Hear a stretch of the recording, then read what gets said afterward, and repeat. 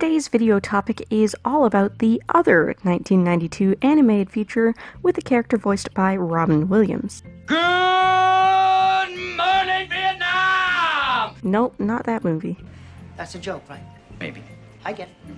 If you're interested in hearing this artist ramble about one of the best and most underrated films of the early 90s, and why we didn't get more Robin Williams cartoon characters than we did, well, stay tuned because that's where we're headed. Hello and welcome back to Jenna Gets Creative. Today I'm participating in a mini group collab with some of the other Art Addicts Alliance members on the theme of FernGully, as in the 1992 animated film about Australian rainforest fairies fighting against deforestation. I'll be drawing Batty, the quirky escaped lab animal voiced by none other than Robin Williams, and I will be shocked if no one else in the collab also draws him. The other wonderful channels participating in this collab today are Weblight Dreams, Aurora's Art World, and the Lori Files. I'll link them in the description and the pinned comment, so do go check them out after this if you haven't already. I predict Lori will be doing something much more broadly related to the theme of the film than fan art. Weblight Dreams probably has done fan art, either a detailed piece of her favorite character or a collage or multiple small pieces of the main characters. And I have no guess on which direction Aurora will be taking this. But either way, if I'm the only one drawing Batty, I'll be very surprised. It's Robin Williams, as a bat, and he raps. Yo, the name is Batty, the logic is erratic. So, if you aren't familiar with FernGully, The Last Rainforest, this film was based on Diana Young's novel by the same name and produced by Croyer Films, Young Heart Productions, FAI Films, and 20th Century Fox. That last one on the list probably means this is technically now a Disney property, along with all those dark but beautiful Don Bluth films and The Simpsons. So if you're watching this at a time when my channel in general is monetized, but this particular video isn't, that's probably why. FernGully, the setting, is a rainforest in Australia, which is home to a colony of fairies. The protagonist is Krista, a young fairy woman, and the apprentice of Magi, the colony's magical wise woman, who at some point in the distant past imprisoned the toxic entity Hexus within a large tree to protect the forest and everything in it. Krista is learning to control her powers, and one day when she's out hoping to investigate Batty's claim of having been experimented on by humans, she comes across a logging crew and accidentally shrinks one of the loggers down to fairy size as a side effect of saving him from a falling tree. This is Zach, the blonde heartthrob type who doesn't take anything too seriously until this life-changing adventure he's about to go on with Krista, and that changes his worldview. Krista takes Zach back to the fairy colony, shows him around the forest, inadvertently makes her fairy suitor Pips quite jealous, and eagerly learns about the modern human indulgences from Zach. Meanwhile, Zach's superiors, Tony and Ralph, cut down a large, gnarly, blackened and misshapen tree where Zach had been working, releasing Hexus. Hexus infuses himself into the workings of the logging machine, sings the film's best number, Toxic Love,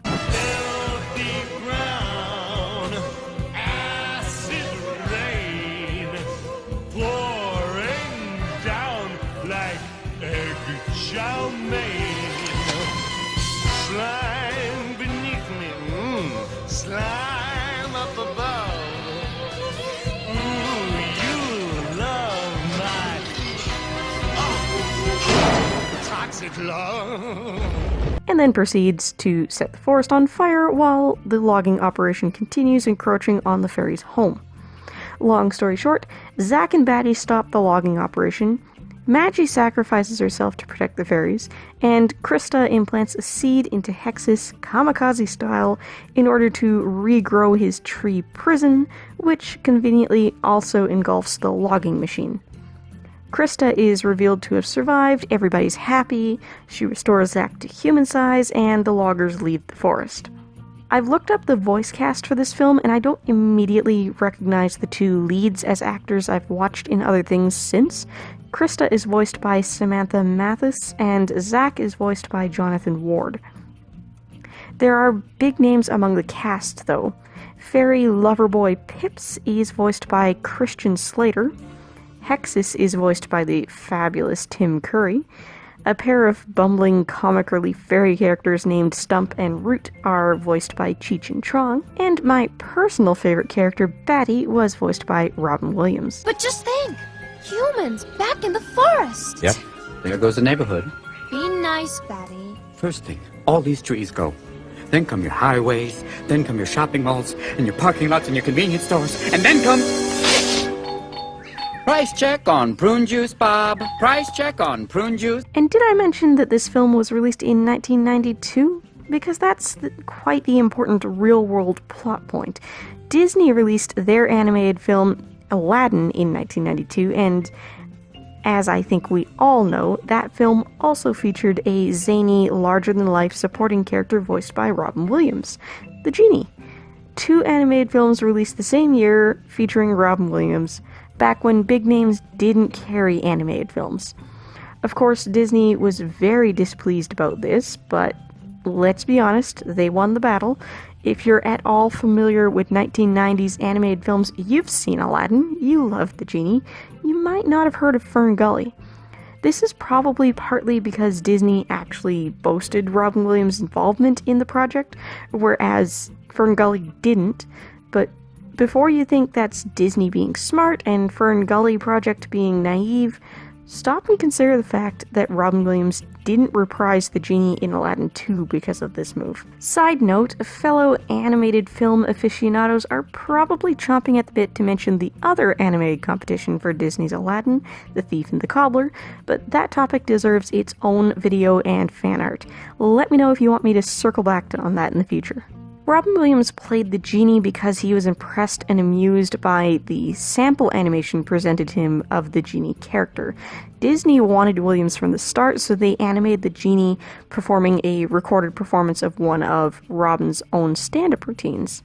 Williams loved it and agreed to voice the character for just $75,000, a little under $140,000 in today's economy, with the understanding that his name would not be used to market the film, his character wouldn't take up more than 25% of space on advertising posters, and his voice would not be used in toys and other merchandise.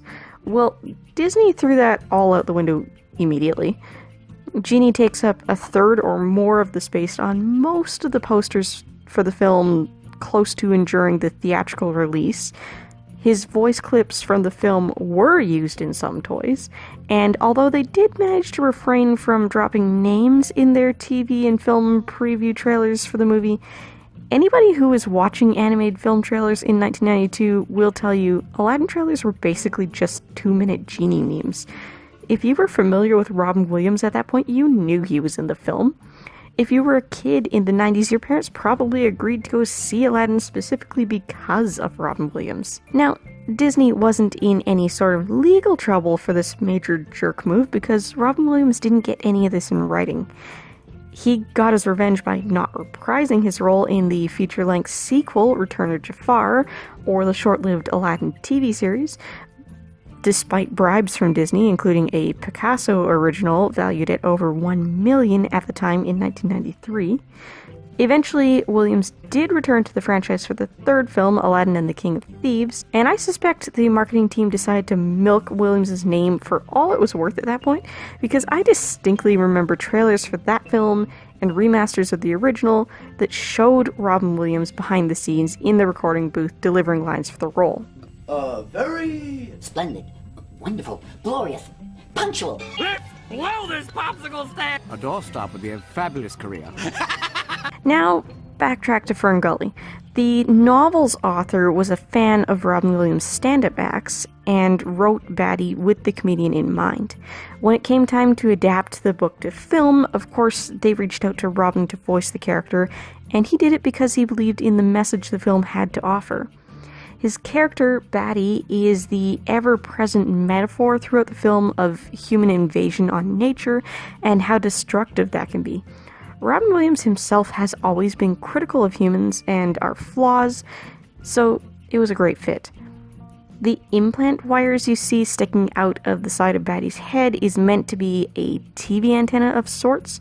I'm not sure if I just didn't understand this all that well as a kid or if the film actually didn't do a very good job of explaining it, but the idea is that whenever the two protruding wires are crossed and spark, Batty is literally picking up TV signals and voicing whatever it is that's being broadcast.